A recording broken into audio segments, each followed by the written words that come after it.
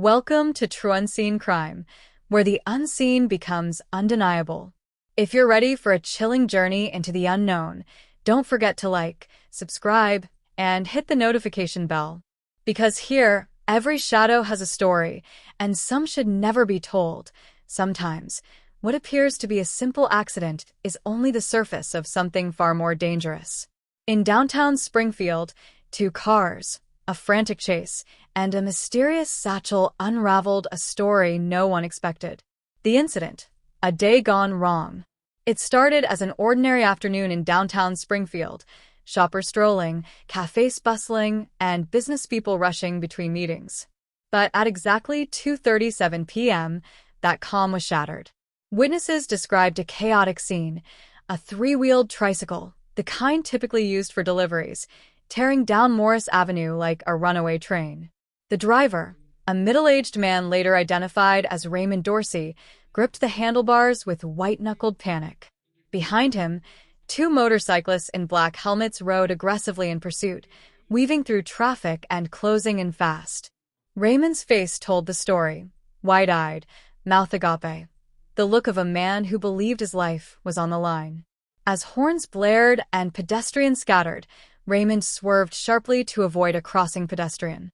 The sudden move sent his tricycle skidding toward a brand-new, parked 2026 Kia Soul in front of Perk and Roast Cafe. The impact should have crushed the car's side panel, yet the Kia didn't even flinch. No dent, no scratch, nothing.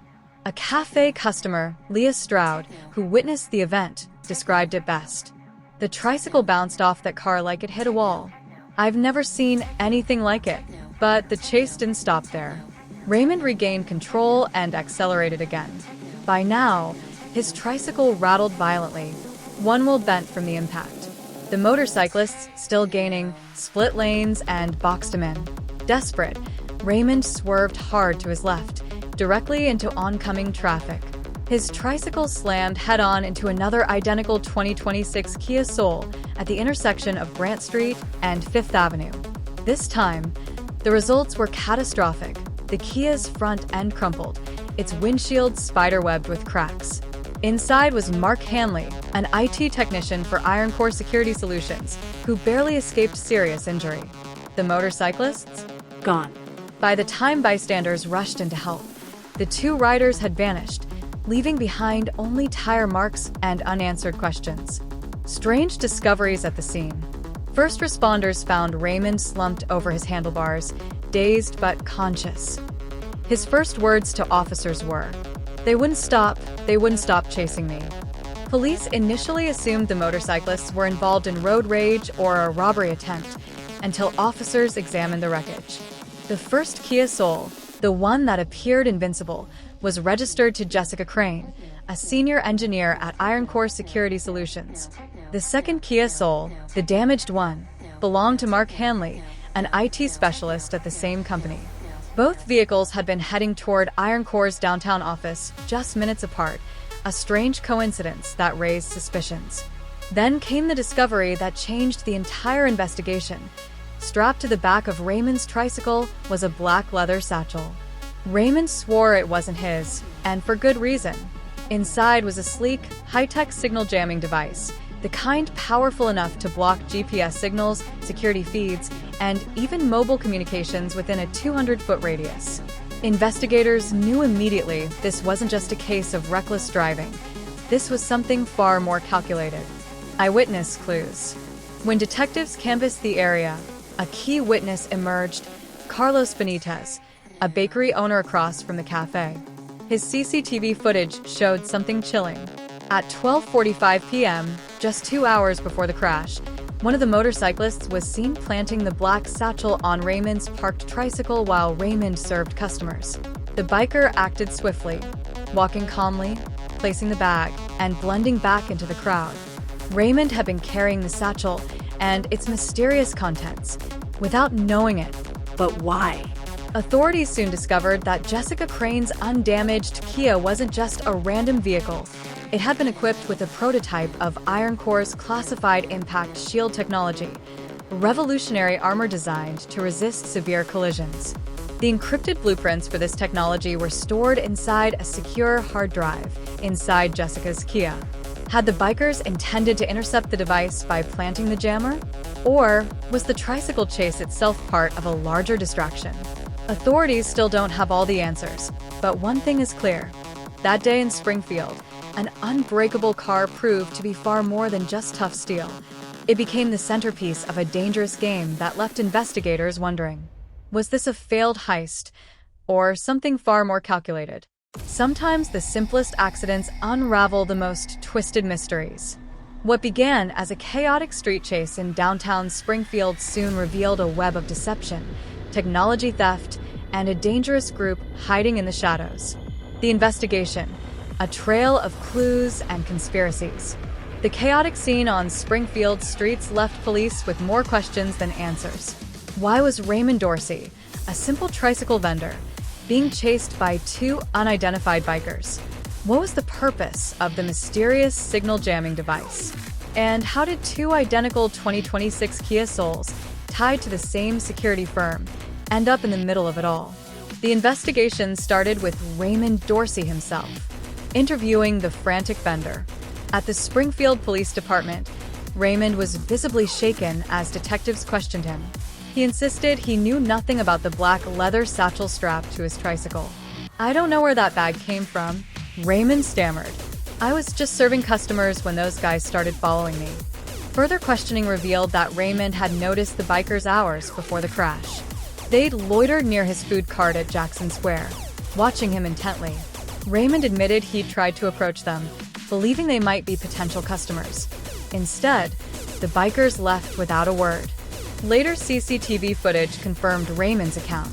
At 12:45 p.m., one of the bikers discreetly placed the black leather satchel on Raymond's tricycle basket while Raymond was distracted with a customer. Investigators now knew Raymond had unknowingly been used as a mule, a decoy transporting something dangerous. The signal jamming device. Forensics quickly examined the black satchel's contents, a sophisticated signal jammer designed to disrupt GPS tracking, mobile communications, and digital surveillance. It was no ordinary device.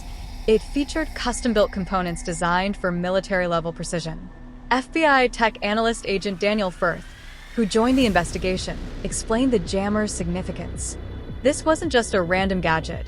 This thing was built to shut down security feeds, disable vehicle trackers, and conceal movement in real time. Whoever designed it knew exactly what they were doing. Authorities believed the bikers had planted the device on Raymond's tricycle, hoping to intercept and disable a target's security system. But why? The unbreakable Kia. Detectives turned their focus to the undamaged Kia Soul, the vehicle that should have sustained damage but didn't. The Kia belonged to Jessica Crane, a lead engineer at Iron Core Security Solutions, a firm contracted to develop high-end defense technology for government agencies.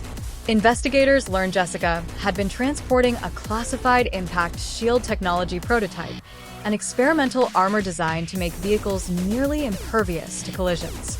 The prototype schematics were stored on a heavily encrypted hard drive secured inside her car's onboard system. The more police uncovered, the clearer the motive became. The bikers had been after that data. A chilling connection. The Black Circuit. The FBI cross-referenced details from the case with their cybercrime database, and that's when a name emerged: the Black Circuit. The Black Circuit was an elusive underground tech syndicate known for corporate espionage, data theft, and high-stakes sabotage. The group had previously targeted defense contractors and security firms developing classified technology. The stolen signal jamming device matched the type of hardware the Black Circuit was infamous for using. Investigators suspected the bikers were hired operatives, likely attempting to steal Iron Core's prototype blueprints by intercepting Jessica's Kia. But if that was the plan, why did they plant the jammer on Raymond's tricycle instead? The diversion theory. FBI analysts pieced together a chilling theory. The bikers had originally intended to plant the jammer directly on Jessica's Kia. When Jessica unexpectedly stopped at Perk and Roast Cafe on her way to Iron Core's downtown office, the bikers panicked, afraid they'd lose their target. Instead, they planted the jammer on Raymond's tricycle, hoping it would travel near Jessica's vehicle long enough to block her Kia's GPS tracking. But the plan went horribly wrong when Raymond, unaware of the device, panicked and sped off, forcing the bikers to chase him in a desperate attempt to recover the jammer. The attempted break-in. 3 days after the crash, Iron Core's security team reported an attempted break-in at their downtown data lab. Surveillance footage showed two figures resembling the same motorcyclists involved in the chase. FBI agents believed the tricycle incident had been a deliberate distraction, a chaotic spectacle meant to keep authorities busy while the Black Circuit made their real move. Fortunately, the encrypted blueprints inside Jessica's Kia had never been stolen. The aftermath, loose ends and lingering questions. Despite weeks of investigation, authorities never found the two motorcyclists. Some speculated they were Black Circuit mercenaries, while others believed they'd fled the country to avoid exposure. As for Raymond Dorsey, the tricycle vendor caught in the crossfire, he became an unlikely local hero. His unintentional escape had not only foiled the attempted data theft but also inadvertently saved Iron Core's classified prototype. And the unbreakable Kia? It remained a symbol of resilience, a vehicle that stood strong not just against collisions, but against the invisible threats of the digital world. If you enjoyed this thrilling investigation, don't forget to like, share, and subscribe to True Unseen Crime. Because sometimes the truth is far stranger than fiction. Sometimes the simplest accidents unravel the most twisted mysteries. What began as a chaotic street chase in downtown Springfield soon revealed a web of deception, technology theft, and a dangerous group hiding in the shadows. The FBI steps in, piecing together the puzzle.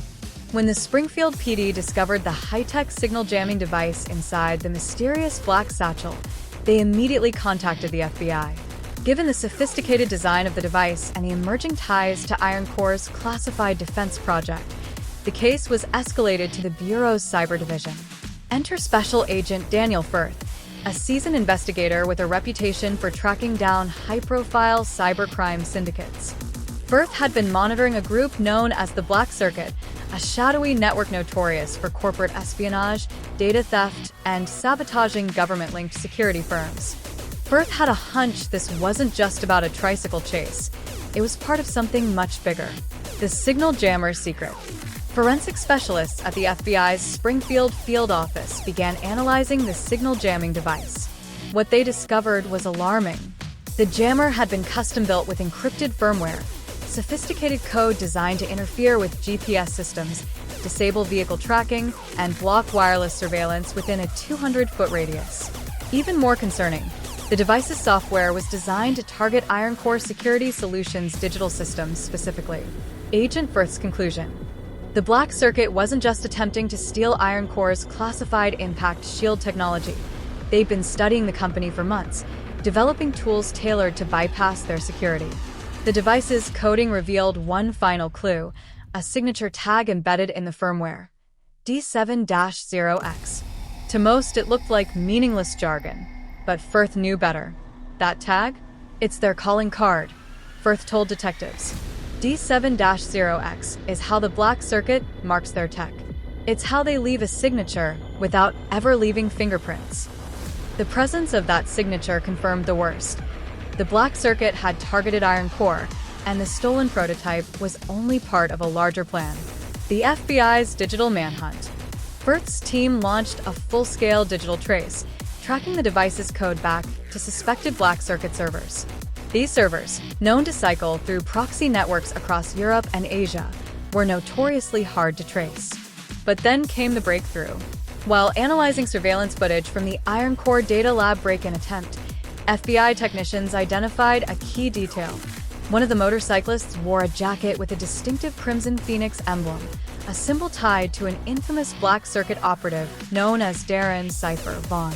Cypher was a notorious hacker and tech mercenary with ties to multiple data theft cases over the past decade. Firth believed Cypher wasn't just part of the chase, he was the mastermind. The trap, luring Cypher out. Knowing the Black Circuit rarely made second attempts unless they believed success was guaranteed, Agent Firth developed a strategy. The FBI convinced Iron Core to issue a public press release stating that their encrypted prototype data had been damaged in the accident. a lie designed to lure Cypher into thinking the blueprints were still vulnerable. Meanwhile, the Bureau staged a fake data transfer between Iron Core's headquarters and a government defense contractor in Hartford, Connecticut. The bait worked. 2 weeks after the tricycle incident, Cypher resurfaced, this time disguised as a delivery driver attempting to infiltrate Iron Core's server room. Special Agent Firth and an undercover FBI team were waiting. Cypher was arrested without incident, but what investigators uncovered next was far more disturbing. The conspiracy deepens. During Cypher's interrogation, Firth learned that the signal jammer wasn't intended to track Jessica Crane's Kia. It had been designed to disable her car's impact shield technology altogether. They didn't just want to steal the blueprints, Firth explained. They wanted to prove the shield could be broken, and they were willing to stage a public crash to do it. The Black Circuit's ultimate plan was to undermine Iron Core's reputation by staging an unbreakable car crash that would destroy public trust in the technology. By sabotaging the prototype in real time, they intended to cripple Iron Core's future government contracts, opening the door for rival defense companies. And there was more. Cypher revealed that Iron Core's classified project had been compromised from within. An insider, someone working directly with Iron Core's engineering team, had leaked sensitive details about the vehicle's testing schedule and Jessica's travel route that day. The insider exposed. Investigators turned their attention to Iron Core's employees, quietly questioning staff with access to the Impact Shield project. The mole was eventually identified as Patrick Gaines, a systems analyst who had quietly sold intel to the Black Circuit in exchange for a $50,000 payout. Gaines had supplied crucial data, including Jessica's scheduled route, her vehicle's tracking ID, and internal details on Iron Core's security protocols. Both Cypher Vaughn and Patrick Gaines were charged with conspiracy, corporate espionage, and attempted sabotage. The aftermath. Victory with a warning. With the case closed, Iron Core's prototype was cleared for continued development, and the company's reputation remained intact, but not without a sobering reminder. The Black Circuit was still active. Cypher may have been captured, but the organization's true leaders remained in the shadows, their influence still reaching far beyond Springfield. As for the mysterious unbreakable Kia, its resilience became a symbol of something far greater, not just advanced engineering, but the power of standing strong when unseen forces conspire to break you.